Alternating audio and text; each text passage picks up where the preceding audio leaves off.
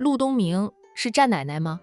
要是别人以战印的独占欲，谁敢拐跑他的老婆？他早就拆天了，哪还有心情来看他忧？战印苦笑着，除了我奶奶还有谁？也就我奶奶敢这样对我，他父母都不会这样对他的。陆东明呵呵的笑，肯定是你做了什么事，得罪了你奶奶，奶奶才会这样对你的。奶奶最会挑我们的软肋下手的了，像她呢，她的软肋是海玲。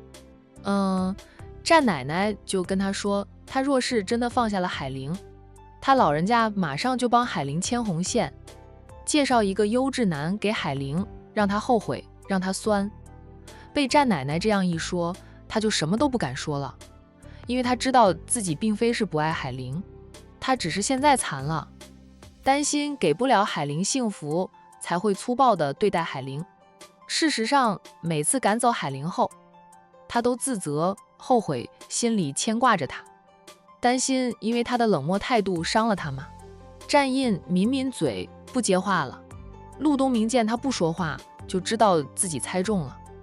他笑，看你以后还敢得罪奶奶不？我没有得罪奶奶，是他心疼他的孙媳妇儿。孙子是充话费送的，他不心疼，那是自然的，孙子多了就不值钱。现在他老人家统共才一个孙媳妇儿，他不疼海彤疼谁去呀？现在你们还没有女儿，若是你夫妻俩以后生有女儿，呵呵，你更是连边都挨不到了。他母亲只生了他兄弟4人，后来他第一个侄女出生时，他妈那个欢喜忧，天天抱着大孙女，宝贝宝贝的，疼得不行。再后来侄女有2、3个了，他妈妈就没有那么欢喜了。如今他的侄儿女各占一半，他母亲对孙儿女便是一样的态度，再也没有偏爱谁了。物以稀为贵，那人也是一样的呀。孙子多了不值钱，那若是孙女太多，孙子又成了宝贝。哎，外面热，我推你回屋里去。战印推着陆东明走，不想回屋里，你推着我在后院里慢慢走着吧。回到屋里面对我父母那心疼担忧的眼神，我再好的心情都会变得不好。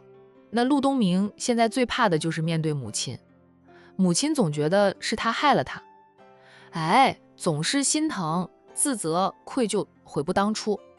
战印理解得到，行，我推着你慢慢的走走，你老婆被奶奶带走了。你不正好可以跟兄弟朋友们聚聚，喝喝酒什么的。自从有了海彤，战印已经很少单独和朋友们聚会了，平时就算聚一聚，他必定带着海彤的。我最好的朋友就是你和苏南了，苏南不用说，他要陪着他家国宝，我只能来找你东明，等你好起来了，我们一起打球。陆东明笑了笑，说道，你想和我打球呀？可能得等上几年呢，我也不知道我什么时候能站起来，什么时候恢复如常，能正常走路。我都笑了，打球的事现在不敢想，会好起来的，只要你坚持做复健，相信1年半载后你就能恢复如常了。那陆东明默了默后说道，但愿吧。海玲的新饭店怎么样了？再简单的翻修一下，很快便可以开张营业了。陆东明说道，等他的新店开张，我要去捧场啊。他走不了路，也不妨碍他给他送去花篮，祝他生意兴隆。我姐一定会请你去吃饭的哈。陆东明却叹口气，但你姐并不爱我，还是把我当成朋友，她在医院照顾我，是她觉得欠我人情，在我需要帮助时还我人情。我妈也给了她1万元1天的报酬，伯母是给了我姐1万元1天的报酬，不过我姐是1分都没有要的，就在你面前她才会那样说，好有个理由驳你的。陆东明也不意外，他呀不想欠我人情，借此机会还我人情。若是收了钱，他就觉得他一直欠着我的人情。我早就猜到他不会收钱的，偏要把自己说成个为钱办事的人。战印，要不你现在陪我去海玲的新店走一趟。战印想到自己现在闲得无聊，答应了好友的请求，就有战印陪同着。陆太太夫妻俩同一小儿子出门，他们并不知道陆东明是去海玲的新店。坐在副驾驶座上，陆东明感叹了一句：“我都不知道什么时候才能自己开车，怀念那种疾驰的快感。”他拍了拍自己使不上力的双腿：“我这2条废腿。”东明，战印边开着车边说：“好友，你那不是废腿，你能好起来的。要是你一点知觉都没有，那才该担心。”陆东明不说话了。他在好友面前表现得很坚强了，其实他内心还是脆弱得很，也害怕自己无法恢复，无法重新站起来，就要坐一辈子的轮椅。路过花店的时候停一下，我想给海玲买束花。好。回到市中心，战印载着好友去了春暖花开。没有意外的，他看到了自家堂弟在春暖花开当着店小二，就还忙得欢快呢。大哥，你怎么来了？战一晨看到大哥的车停在花店门口，他笑着迎上前去，他右手还提着花壶呢，刚刚在给花浇水。宁云初则坐在收银台里，听到战一晨的叫喊声，他起身绕出了收银台，朝外面走去。老婆，你坐着就行，我来招呼大哥。战一晨发现他走出来，马上回到宁云初的身边，扶着他，生怕他会摔倒。宁云初轻嗔着他：“谁是你老婆了？我们还没有结婚呢，不过是订了婚。”战一晨厚脸皮的道：“咱们订了婚，早晚都会结婚的，你也早晚会成为我的老婆。怕你听不习惯，我现在先练习练习，等我们结了婚，我叫老婆也叫得顺溜，你听着也习惯了。”嘴巴长在他身上，他想怎么叫他就怎么叫，他也拿他没办法。订了婚后，他就天天叫他老婆。没有外人在场，宁云初由着他叫。有人在，那他就会有点不好意思。大哥，是要给大嫂买花吗？宁云初只听到沉稳的脚步声，没有听到海童的声音，猜测只有战印前来。战印温沉的道：“你们的大嫂不在家，我给她买花，等她回来。花都枯萎了，是东明想买束花送给我大姨姐的。”战一晨随口问道：“大嫂去哪里了？”宁云初接话：“出差了吧？我听海童说了，这2天要出差的。他是眼睛不好使，否则也要经常出差。现在都是浩哥过来，不用他过去。”宁云初很想去公司，考虑到自己看不见，出一趟远门很麻烦，除非坐私人飞机了。但他家里没有私人飞机，未来的婆家倒是有私人飞机的，宁云初就不想用。战印没有解释，就当老婆出差了吧。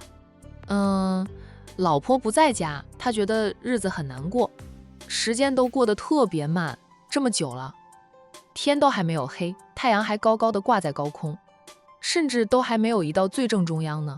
一日不见如隔三秋，这话一点都不假。那战印尝到了这种滋味。知道海童去了江城，他是想立即过去的，谁知道奶奶又带着海童飞走了。东明，你要下车吗？战印问着。东明想了想后说道：“麻烦你和一晨扶我一下。”战印先把轮椅搬下车，再和弟弟一起挽扶着东明下车，坐在轮椅上。陆四少，听到陆东明的声音，宁云出面朝向他，礼貌地问好。宁小姐，我想要1束玫瑰花。好，我帮你包装一下。宁云初微笑地应着，然后转身往里面走，熟练地帮陆东明包装着花束。战一晨没有帮他，他也不需要他帮，就在他熟悉的地方，他能像正常人那样生活。知道了这一点，战一晨才会一再的指名道姓要他给他送花，就让他熟悉了从他花店到战氏集团的路线。现在呢，战一晨3不5时就把他拐回他的家里，就让他在他的地盘上摸索，熟悉环境。虽说程医生答应了，生完孩子满月后就过来帮他治眼睛，战一晨也做着最坏的打算。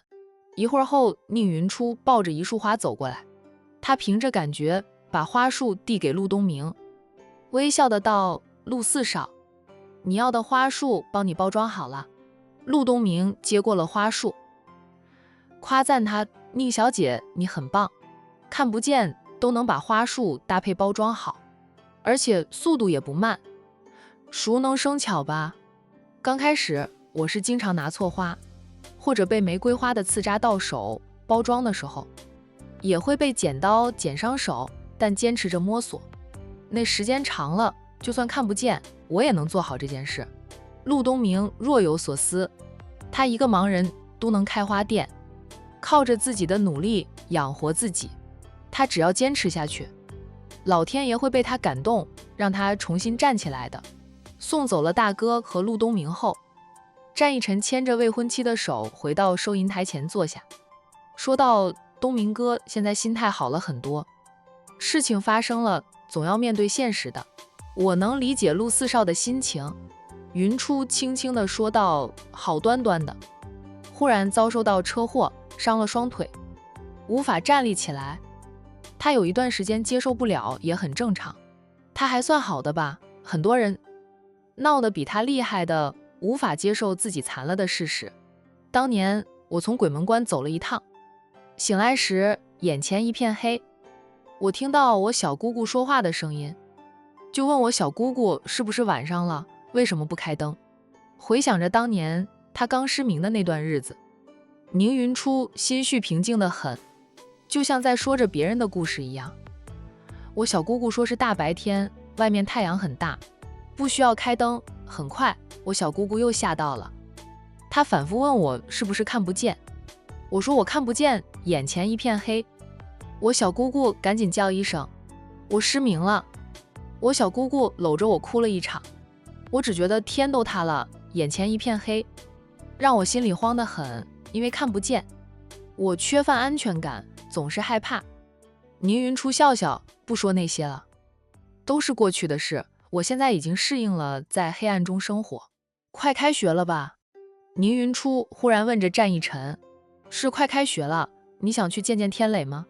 宁天磊考上了重点大学，不过那所大学离管城很远。宁云初不太放心弟弟一个人去那么远的地方读大学，却又觉得弟弟是个独立性很强的人，能自己照顾好自己，不需要他的担心。只是呢，姐弟俩之间还是有隔阂的。宁天磊也就是和小姑姑一起出面，与战家商讨过云初和逸晨的婚事。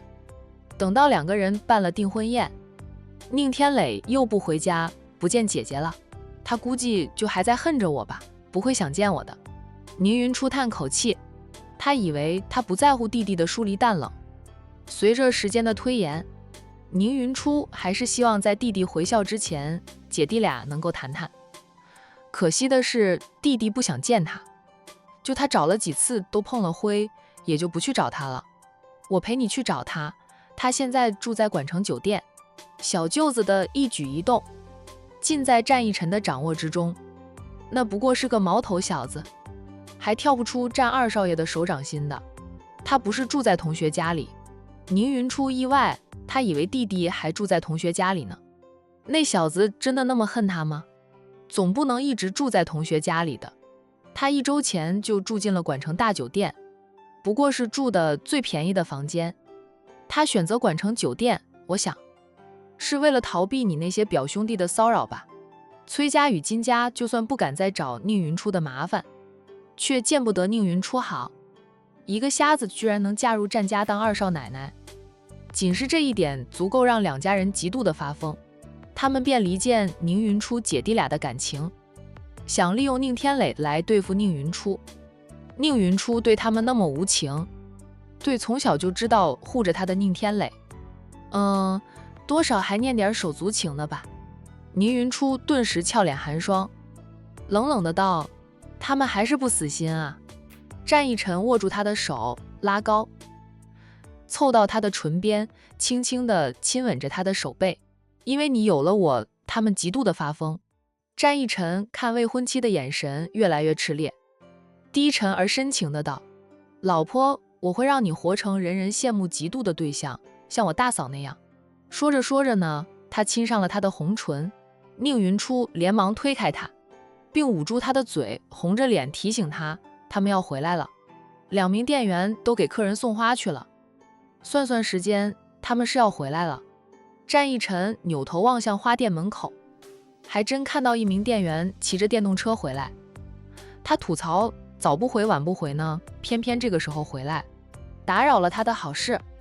宁云初缩回了捂住他嘴的手，若无其事的起身，还没有绕出收银台，那名店员就进来了。战一晨就绷着脸走开，继续去交花。那名店员把收到的花钱递给宁云初，并扭头看了2眼与他擦身而过的战一晨。等战一晨出了店门，在外面交花了，他低声问着：“老板，我没犯错吧？”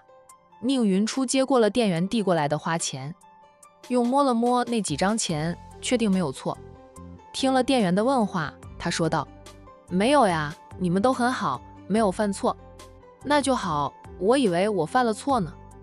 刚刚与2少爷擦肩而过时，2少爷瞪了我2眼，确定自己没有犯错，店员松口气。宁云初在心里吐槽着未婚夫，面上不显。他温笑的道：“你可能是看花眼了吧？一晨怎么会瞪你？不过他这个人不笑的时候，就应该是显得很严肃的那种，你才会觉得他在瞪你吧？”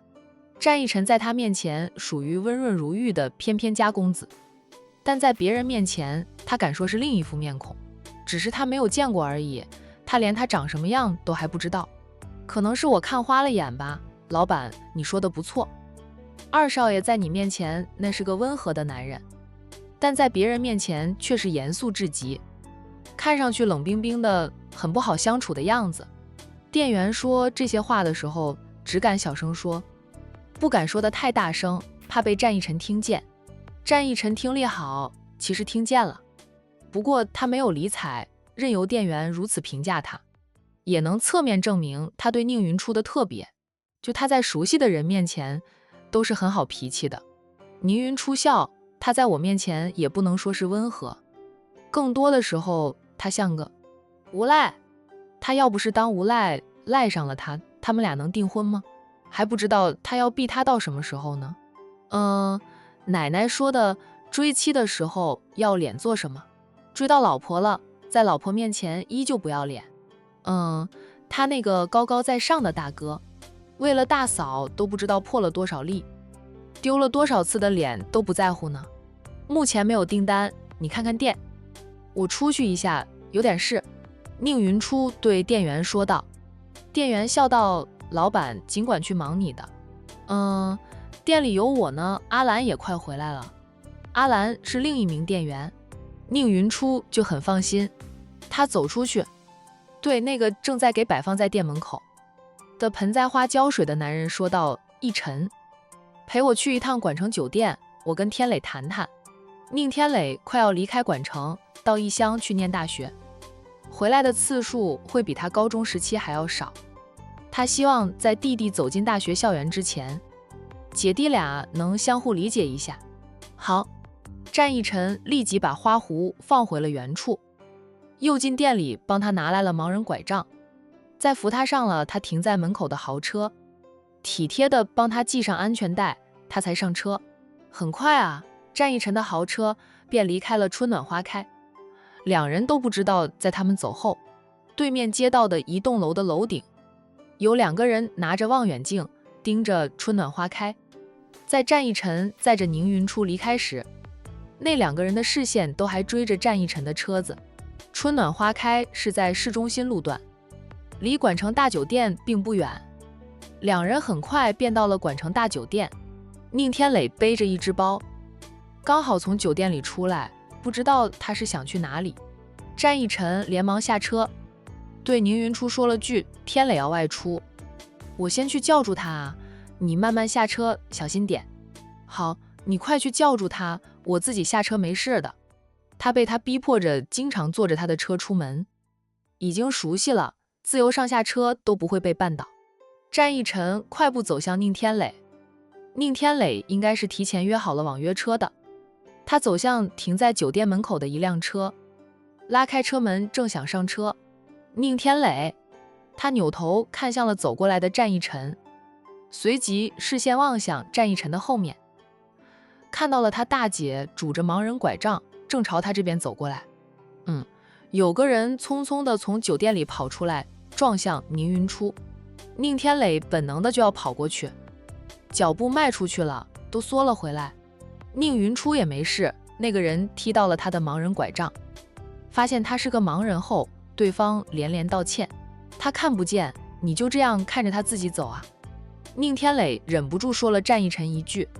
战逸晨扭头看向宁云初，他没有看到刚才那一幕，不知道宁云初差点被人撞到。他说道，你姐来这里的次数多了，慢慢的走可以的，她也是怕你走了，叫我先来拉住你。你这是要去哪里啊？战逸晨问着宁天磊的时候，那视线看着未婚妻。宁天磊有点生气啊，刚才战逸晨没有看到那一幕，他可以不和战逸晨计较。现在战逸晨看到他姐了，战逸晨还是站在这里不动，就不能上前去扶着他姐过来吗？你平时就是这样照顾他的呀，总是任由他自己摸索着走路。宁天磊这话带着质问，也带着指责。他是年轻，却也知道战家是个好去处。大姐能得到战逸晨的喜欢，两个人订了婚，成了未婚夫妻，他是替大姐感到高兴的。只是因为父母和二姐的事，他和大姐已经无法回到从前。大姐没有错啊，但那是他的亲生父母和亲二姐，他就很难接受这个结局，也无法坦然地面对长姐。小姑姑也跟他谈过，他不是不懂，他是难以面对。父母的一审很快就要开庭了，宁天磊没有给父母请律师，不过他的两个大姑姑给父母请了律师。他听过两个大姑姑商量对策，他们是背着他讨论，说要想尽办法帮他爸洗脱罪名，把他爸捞出来，害了二叔的罪名，准备全都推到他母亲的身上。两个大姑姑都说就是为了他妈，他爸才会做了错事，现在出了事，就要让他妈背负所有的罪名。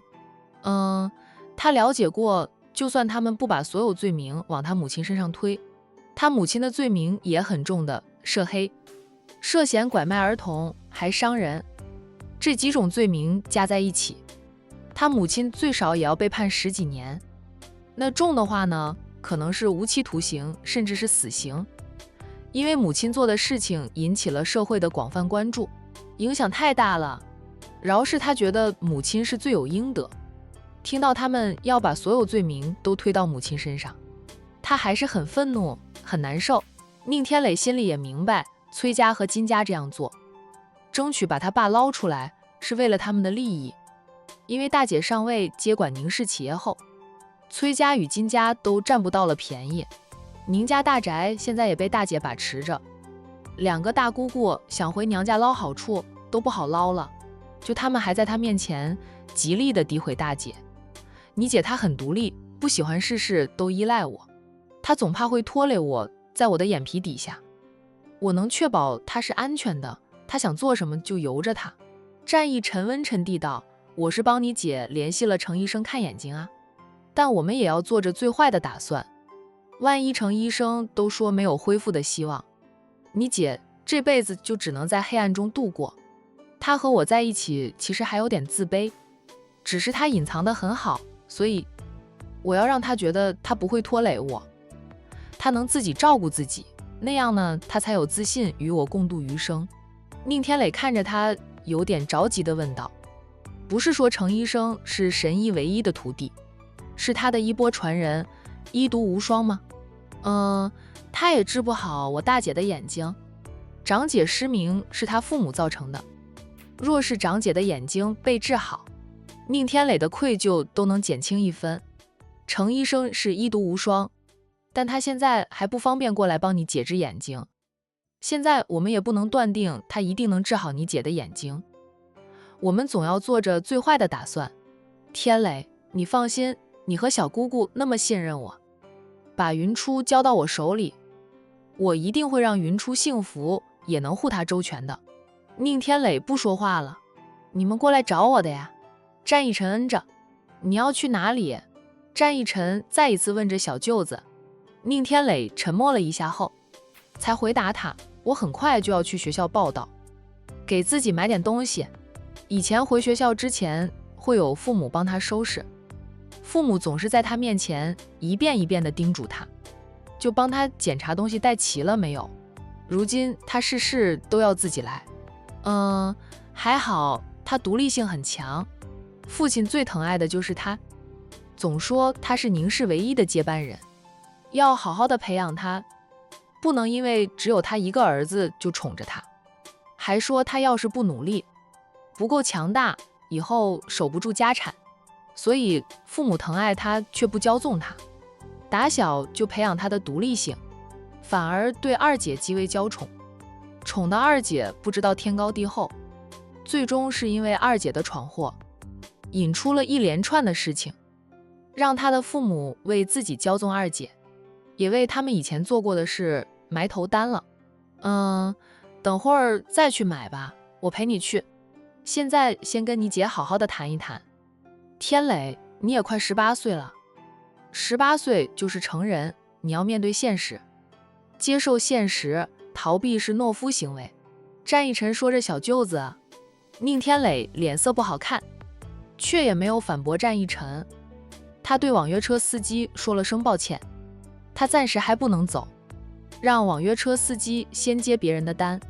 战义臣摸出钱包，从钱包里抽出200块钱递给司机，说道：司机大哥，真不好意思，浪费你的时间了，他现在不需要坐你的车了。这是给你的补偿，真的不好意思。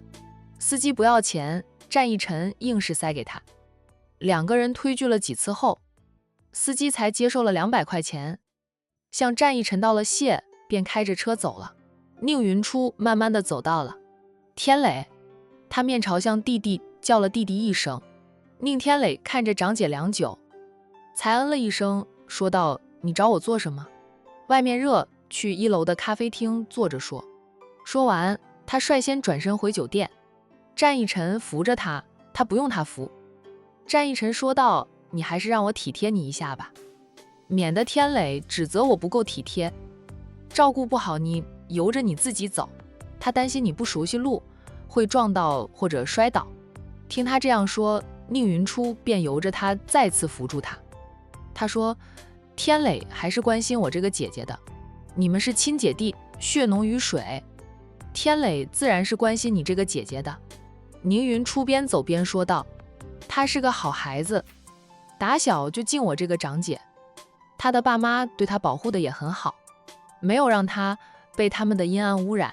以前宁云初对弟弟的态度很不好，内心呢却是在乎这个弟弟的。以前的宁家真正把他当一家人看待的，就也只有这个同母异父的弟弟。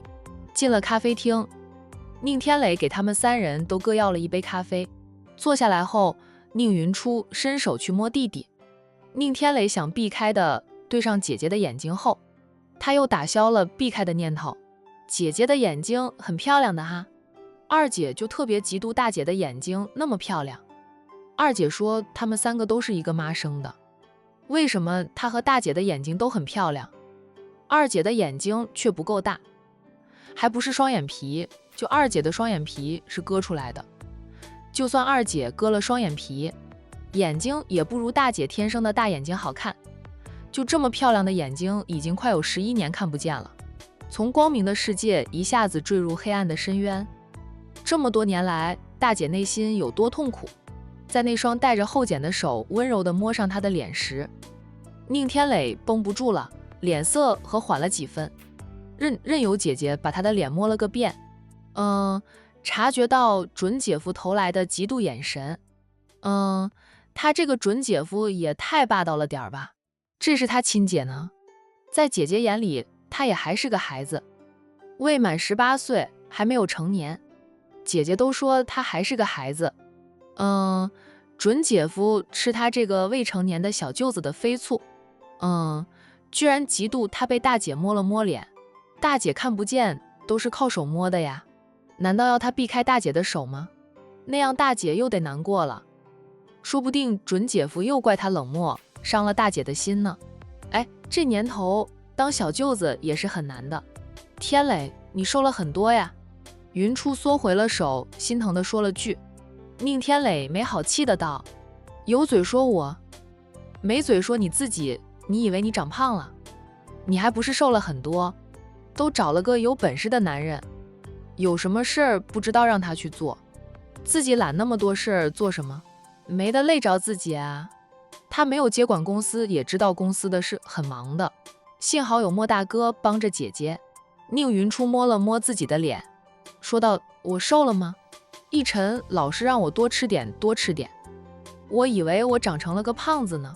奕晨也很忙啊，总不能事事让他帮忙吧。顿了顿后，宁云初温和地道：天磊，宁氏企业是我们宁家的公司，是我们的事，若要帮，该是你帮着姐，别忘了宁氏的家产你也有份的。开学后好好的念书，不要胡思乱想，大人的事我们大人会解决，在学校里也不要过于节省，缺钱了就跟我说，我会往你账户上打钱。宁天磊看着姐姐半晌，忽然问他：你真舍得家产分我一份？他们都跟他说，姐姐接管了宁氏企业，绝对会独占公司的，不会让他插手，更不会把家产分给他，因为姐姐怨恨他的父母。哎，哪怕他的妈也是姐姐的妈，但是母亲对姐姐的态度非常恶劣，估计在大姐的心里，亲妈比白雪公主里的继母还要恶毒吧。哎呦，宁天磊吃痛，只因他大姐在他脸上狠狠地拧了一下。宁天磊生气地瞪着大姐，讽刺地道：是不是被我说中了？你现在对我都是虚情假意，要不是我还在念书，说不定你也会想方设法把我弄进去，那样整个宁氏都是你的了，你也替你爸报了仇，出了恶气。宁云初这一次不是捏弟弟的脸了，而是直接一巴掌打过去。宁天磊也不闪避，生生的挨了姐姐的一巴掌。被打了一耳光后，他觉得脸上火辣辣的痛，看着姐姐，他的眼睛红了红，却倔强的不肯掉泪。宁天磊，你就是这样想我的是吧？哎，他们说什么你都信，我说的你就不信。宁云初被弟弟气得不轻，战奕晨暗叹口气，握住了他的手，宽慰着他：云初，天磊是有口无心，他还小呢，很多事情都不懂，理解也不一样。他又说着：宁天磊，天磊，我知道你始终无法面对你姐，不管你爸妈犯了多大的错，对你来说那都是你的父母，你一向敬重姐姐，却是你姐姐亲手把你父母送进去，但若不是他们犯了错，要受到法律的惩罚，就算你姐再恨他们，也无法把他们送进去。你是个心地善良的孩子，撇开骨肉之情，你认为你姐有错吗？宁天磊的眼睛更红了，他别开了脸。两个大姑姑还有那些表兄弟妹们总是来烦他，在他面前控诉着大姐的无情无义，控诉大姐冷血，还说大姐接管了宁氏企业后，越来越震到在公司里几乎是一言堂了。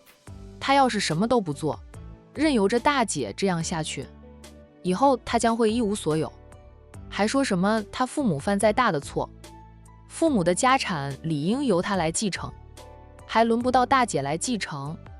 说大姐是女儿，早晚都要嫁出去的，还说他就不抢回公司，等到大姐嫁入战家，宁氏企业也会跟着易主，变成战家的囊中之物。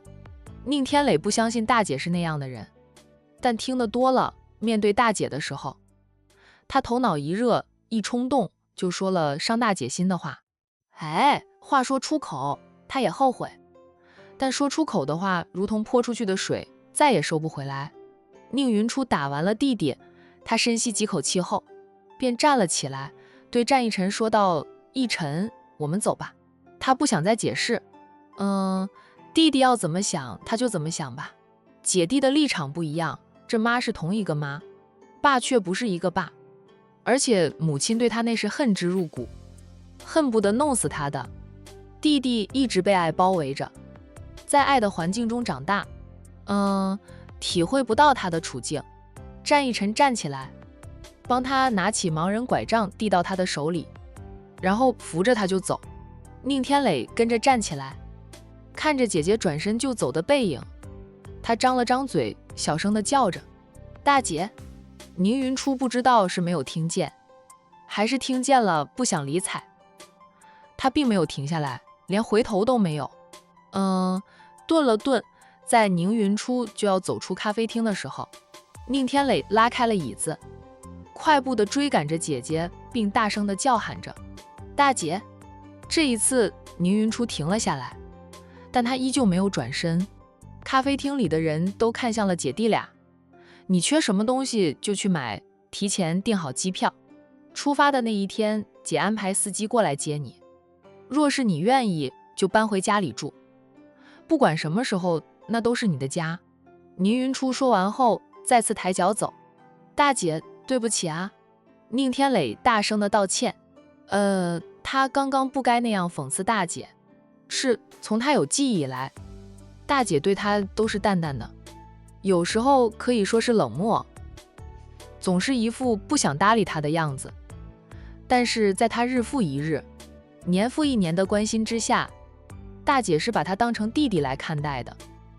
对他的疼爱藏在那淡冷的表情之下，他却因为听了太多姐姐的坏话，当面质疑姐姐，讽刺姐姐，被大姐打了一巴掌。宁天磊觉得自己是活该。姐夫问他呢，难道大姐做的事都是错的吗？宁天磊就不敢也不能说大姐错了。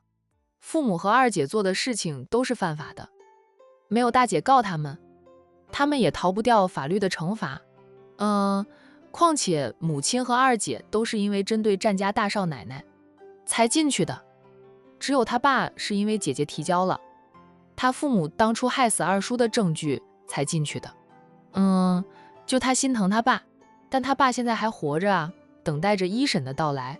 大姐也会心疼他爸的，他爸早已魂归地府，死在他父母的阴毒之下。那听说二叔死的时候，大姐才2岁大。2岁大的孩子还什么都不懂，就失去了父爱，母亲随即改嫁。改嫁后还是他为眼中钉、肉中刺。